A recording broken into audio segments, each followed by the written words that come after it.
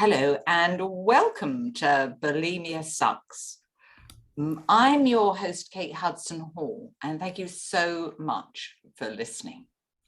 Now, this is a platform for people to share relatable and uplifting and inspiring conversations based on an eating disorder.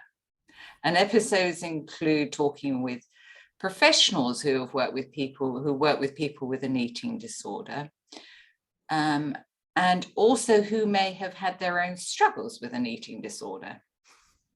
And then we also talk to people that are actually going through the recovery journey, and we talk about their different steps and the steps that they're struggling with at the time and how they can move forward.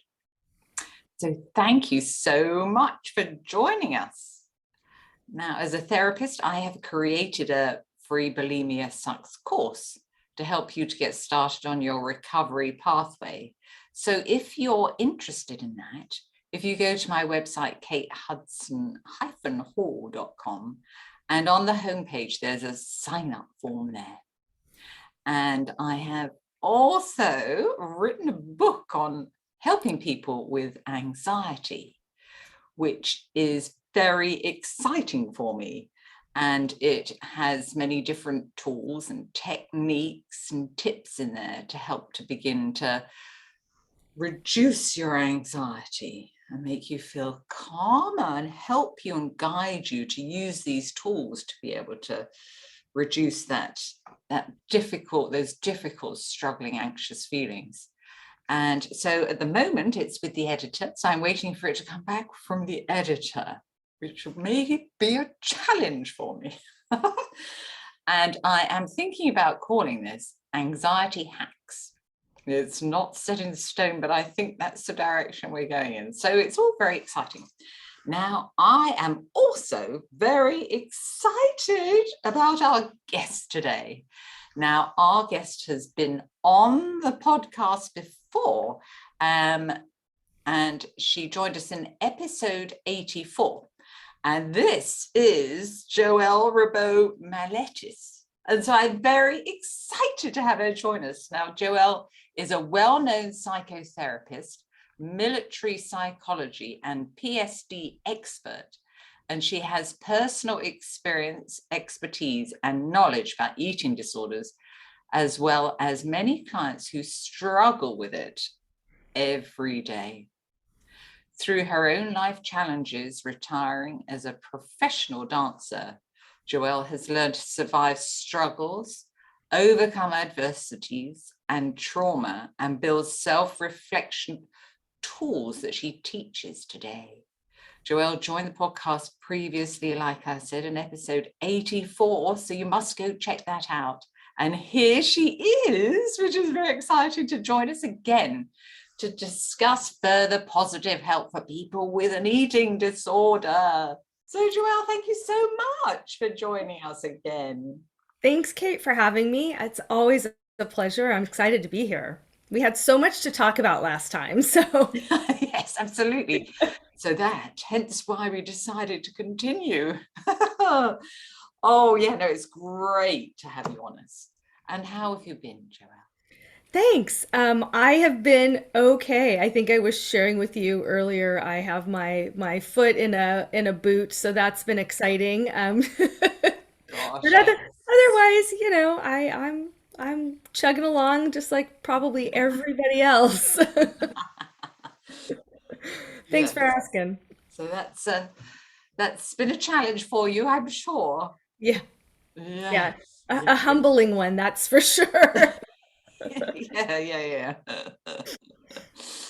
So we were talking about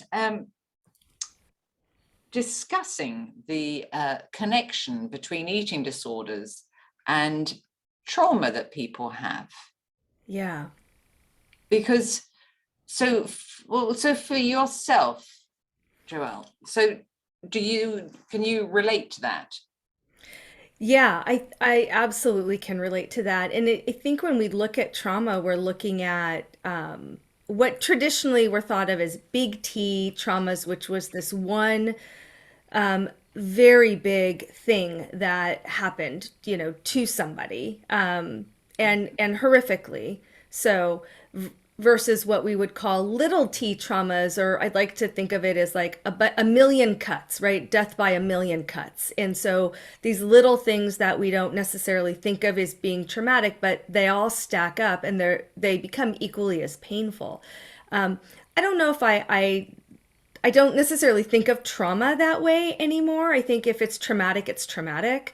But this the unseen, unnoticed, unaware of the traumatic things that happen to us, that death by these little cuts, versus the big T traumas that had happened, I think constantly affected me, and it affected the way that I saw my body, I saw my relationship with food, how I used food to either deal or not deal. And so much of it was, once I started to understand the trauma behind it, it started to help me move forward with the eating behaviors that just weren't working for me anymore. Yeah, yeah. And I think that's a really good, that's an important point, because when people think of trauma, they think of some huge, big event that has happened in their life. And yes, it could be, that could be, a huge connection. But also, like you say, it could be a lot of small, different experiences that you at that time had a real struggle with.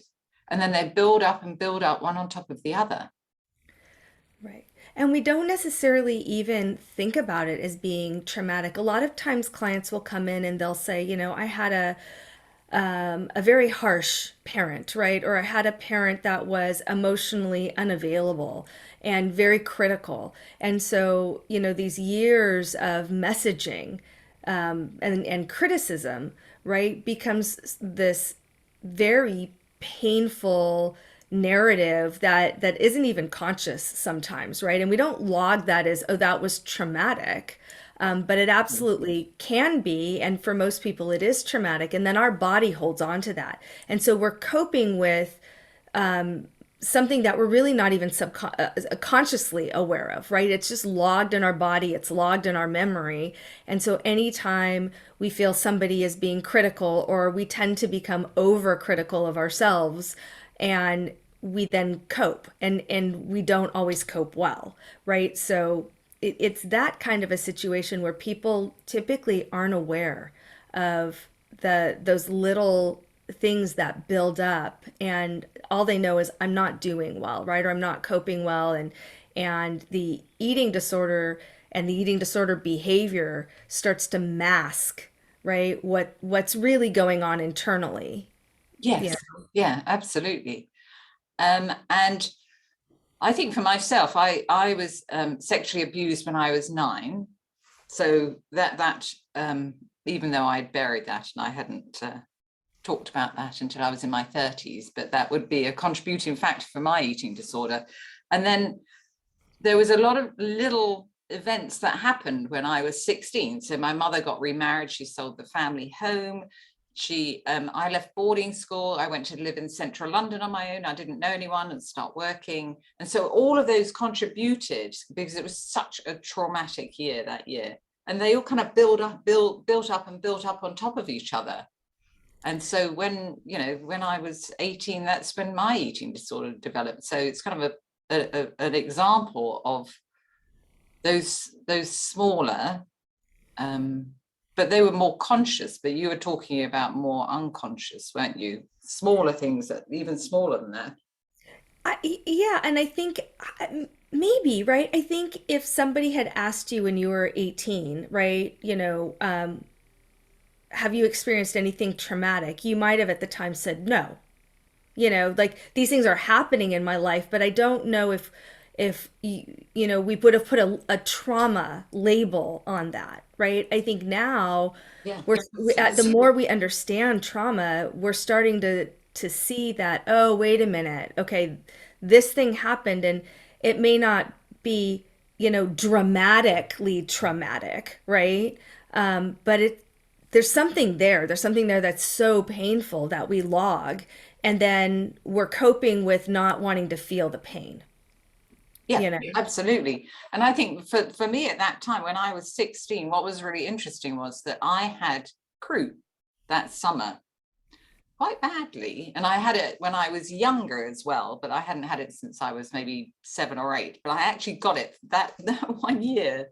And that was the last time I had it. But that was also, I think, a way for my body trying to, to be able to deal with the situation of all these small, different little changes that was happening. But it was quite an unconscious insight into my body's way of saying, hang on a minute, stop here. What's going on?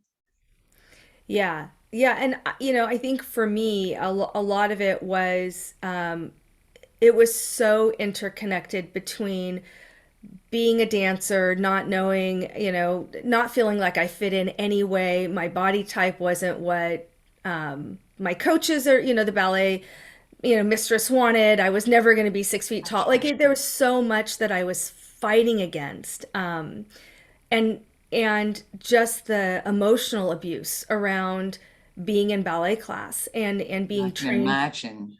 trained to do what I was supposed to be doing, and being good enough at it, but not being the star. Like I didn't ever, that was not my career. I wasn't the prima ballerina. I wasn't the star. I wasn't going to be. And so there was that grind, and I always felt like I was never good enough.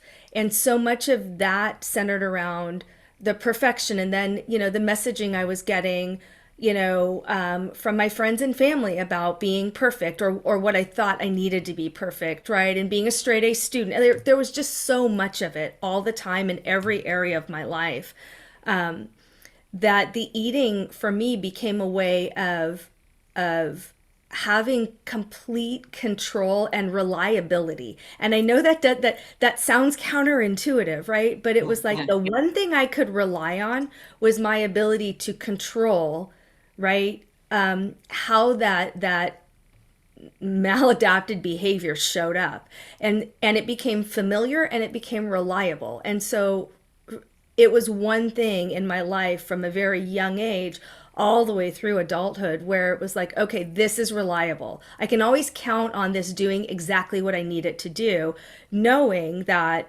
Yeah. that was not a good coping strategy or healthy. And so it was this weird relationship with, I don't know if I can rely on anybody. I don't feel like I can rely on myself, right? But I certainly can rely on these behaviors that at least make me check out. They make me feel numb. And feeling numb is way better for me than feeling pain. And so I kept leaning into that to avoid having to deal or feel the pain. Oh, I can Um, so relate to this, yeah. and for me, it was my way of being able to control what was happening in my life at that particular time as well, but it also escaping from all of those difficult feelings and be able to detach from them. Yeah. And I think as it built up, and I hear my clients say this a lot too, right? As it built up and the longer it went on, the bigger it was. And had I just leaned into it, and if I had some emotional, intelligence, right, that EQ, therapy much earlier on, maybe if I had leaned into the pain, it wouldn't have been so big. By the time I finally dealt with it, it was so overwhelming and scary. Um, It's incredible and what the imagination can do, yeah, how you can build that up to such a huge explosion. yeah. Well, that's what you're frightened that it might do. Yeah, and so then it's like, well, I don't want to feel it at all, and now it's going to overtake me, and it's so scary that I don't know, and it's not, these are not rational thoughts, right? It's like Yeah. I don't know what's going to happen if this pain, if I feel it overtakes me, then what, right? Dot dot dot. Like, do I never get out of bed? Do I perish? Do I, like, what actually happens? And it's so scary. Yeah, and it's for me it was my some of my clients, it's their way of their unconscious way of trying to protect themselves and keep them safe. Right. But rationally that makes no sense whatsoever, but to that part of their mind, that is what it's trying to do. Yeah. I'm not a big fan of the word crazy. Um, and having said that, a lot of times I ask myself or I'll ask my clients, do you feel crazy? Do you feel, because it's a really good indication of, yeah, I feel like that. And it's like, okay, there's something behind that, right? And sometimes that's trauma. Sometimes it's us trying to escape the negative emotions we don't want to deal with, right? Sometimes it's how the body manifests, and sometimes it's everything happening at once, right? But understanding that gauge of, okay, when I'm feeling a certain way, that's probably a really good indication that there's something else going on for me, you know? Yeah. I remember for me, I just remember this so clearly that I had no understanding whatsoever of my behaviors, of what I was doing. And I truly believed I was going mad, Yeah. Yeah, which because is the same as crazy, isn't it? yeah, it's the same, just that feeling of I have total control and I'm thriving on that being my coping mechanism, and yet I feel so out of control, right? Everything feels out of that black and white thinking, right? Everything feels out of control. And so how do I just try and get anything back, right? Yeah. Yeah, and it took many, many years, I think, finding the right therapist. I had some pretty crummy ones. And really starting to understand the somatic component of how my body was holding on to all of the trauma, right? And all of the Because we growing. don't step back and ever consider our body. We just think it's Right, all in our head and how the two are connected. right. And so it's like, oh, I had stomach aches as a kid. It's like, oh, okay, well, maybe that's food related. Eating disorders definitely were not talked about at that time. Part of that's my age. Part of that is where I grew up. And then also being in the ballet world. But I had chronic stomach problems as a very young teenager. That were there one day, and my parents took me to every doctor, and they ran every test, and then after about a year and a half they were gone. And it was, now I understand. I'm like, ah, okay, I get what was going on, right? Yeah. Where my body was just starting to rebel against all of the stuff, right, that I was dealing with. And none of my behavior changed, right? My activities, my schoolwork, I wasn't failing in life, but I was absolutely failing as far as understanding how to cope in a healthy way. And so my body was just rebelling, and so that really started this body betrayal for me, and this love hate with, I love my body because it can do this amazing thing and I can dance, and at the same time I hate it so much, and bouncing back and forth between the shame and the guilt and the betrayal, and really it took me, like I said, until I was, way out of my ballet career, a good therapist, going to psych school. Like it took a lot of things for me to finally go, ah, okay, that's what that was. Yeah. um Yeah.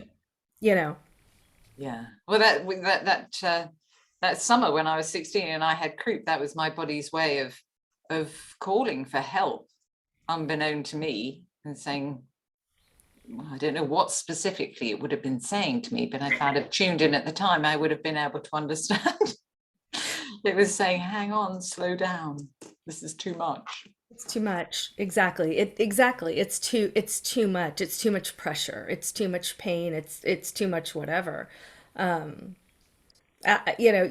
And it's not funny, haha, but funny, ironic to me that when we talk about these kinds of things, it's like, oh, well, it's just so easy. Just figure out what your unseen, or your unconscious traumas are, and then you'll, magically do some skills, and it's so hard. It's simple concepts when we break it down, and we're like, oh, okay, it makes sense logically, right? But it's not logical, it's not rational, and it is so hard to work on. It takes time, and it And it's takes. taking those small little steps and beginning to Yeah. uncover and peel back each whatever you can deal with, but each little emotion that's Yeah. connected to maybe a past experience, and then working with that, working through that. Yeah, and it's so poisonous. And where after a while we use the same coping mechanism to not feel pain, to not feel joy or love or be able to receive love, right? Because all of the feelings become too scary. Even the good ones. It's Yes. so much easier to be numb and disassociated and checked out, and not deal than it is to actually feel the good too, you Yeah. know? Yeah. Yeah. And for so many people, that's that's what, how they deal with it. Right. And so when your client, say you're with a client that has had maybe a build-up of different traumatic experiences, um, how would you, Joelle, take them forward? So yeah, it's a great question. I think I start with being trauma informed, which is understanding trauma, being trained in trauma, and knowing where the client is at and where they want to start. It's not about what I think they should or shouldn't do. And then being client centered, and what I mean by client centered is there's so many theories out there. It's kind of picking a place to start and asking the client if they feel safe with that, right? Yeah, absolutely. It's asking them where they feel comfortable to start, isn't it? Right. And so sometimes people will come in and they'll tell me all about their childhood and their anxieties and a lot of little t trauma, if just to couch it in that for this conversation. They start there, and it could take them 6 months before they finally are willing to share that there's something about their eating or their coping. And so it's really just meeting clients where they're at. I like to start with skills first. I always feel like if I can help people have a little bit of success with feeling like, hey, I'm managing my anxiety a little bit better, or I'm setting better boundaries. I'm able to have that really difficult conversation in my relationship where they have some wins. It starts to build that foundation. And then it's like, okay, can we go a little bit deeper? Can we go a little bit deeper? So I typically start there and work myself with the client backwards as long as they're willing to, that feels comfortable or safe to them. Um, you know, Traditionally, with my training, I was trained as well. You start asking, what was your childhood like? What was your family like? Tell me about your mother. That just tells you how long ago, right? Yeah. Like, right. And that's actually not where I start. I typically start with, what do you want to talk about today? What's getting in your way? Let's start there. And how do we work with it first? And then we start to uncover the why. And it just feels like that's safer for people. And I find they stay in therapy longer, and they're willing to become more vulnerable because it's a relationship, right? And Yeah. if they don't trust me, it doesn't matter how great I think I am. If they don't trust me and we don't have a good rapport, Yes. Not going to start. they need to go to somebody else, right? Yeah. Yeah. Yeah. So. And then and then what would happen? So then you would have them sort of gradually begin to peel back that onion and those layers. Yeah, and some clients come in, typically clients that are coming in to do trauma work with me have been in therapy before. And they've either stalled out with the therapist, for whatever reason, right?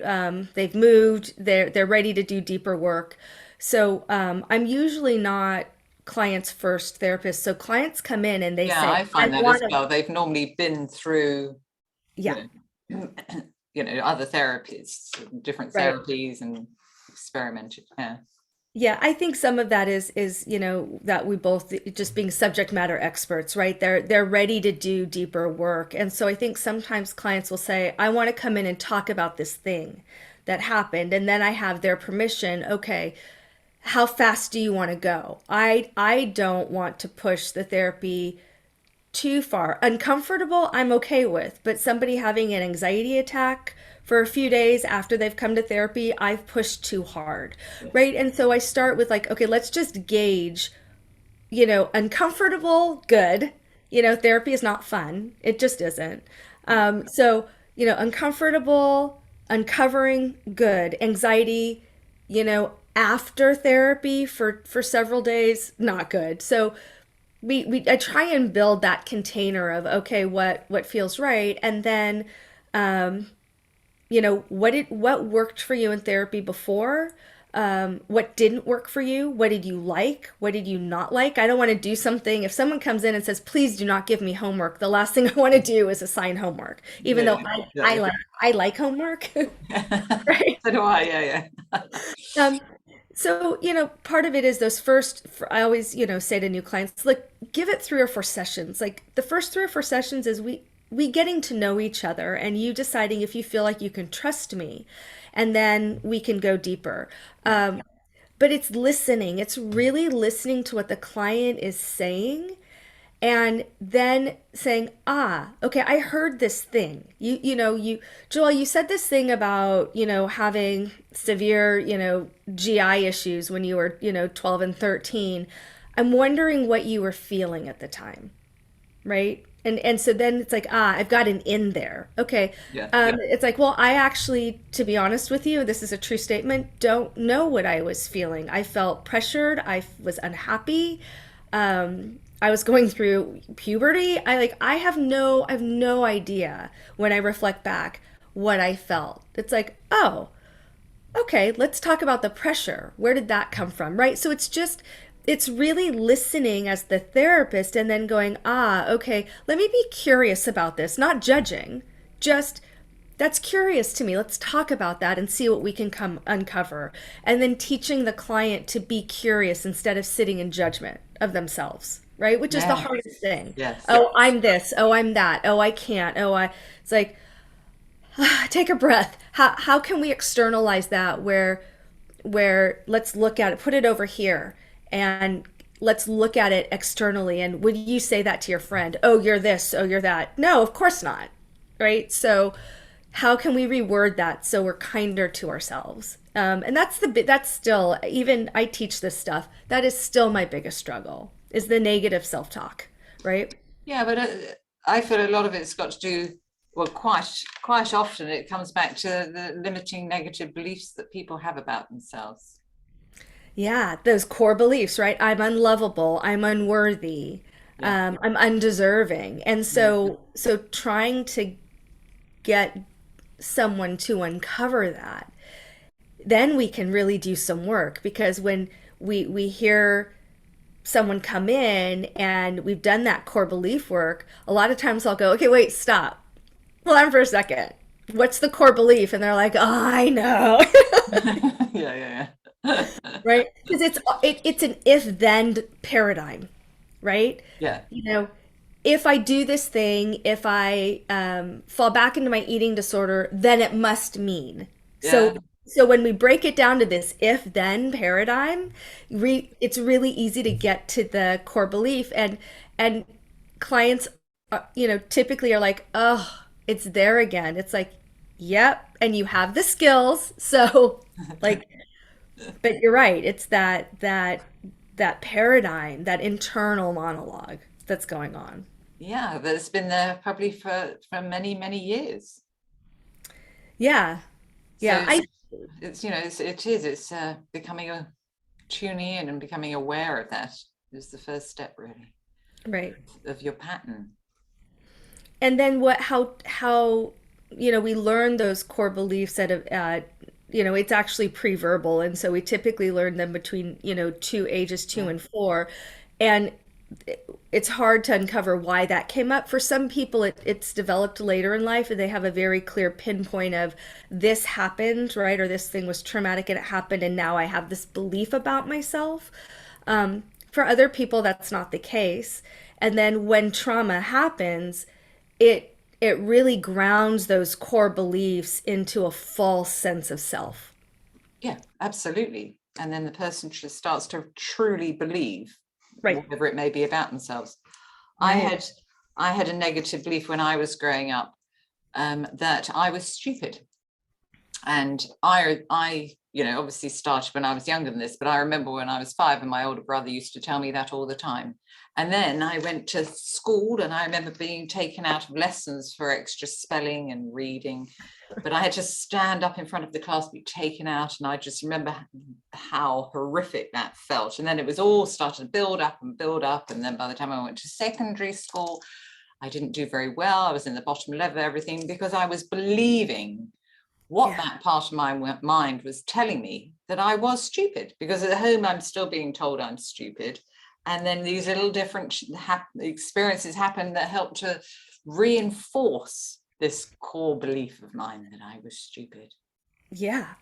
Yeah. And then how that shows up with, with all of the traumas that you talk about, right? Yeah, And how that just keeps, ingraining, re-solidifying that belief. yeah. And then it just builds up and builds up. And oh, well, I have to find one way to be able to deal with it all. Yeah. It's the eating disorder. And then that was a marvelous way at the time, which was really not very healthy for me. Right. Right. And for me, it was, I had similar school experiences I remember having to write spelling, words, 100 times on the chalkboard, like, Yeah, right. The things we did to children then. But yeah. And then for me, the eating disorder, one was acceptable. It was acceptable behavior in the profession that I chose. And so, that was the best excuse ever, right? Because yeah. it's acceptable behavior. And I don't have a problem.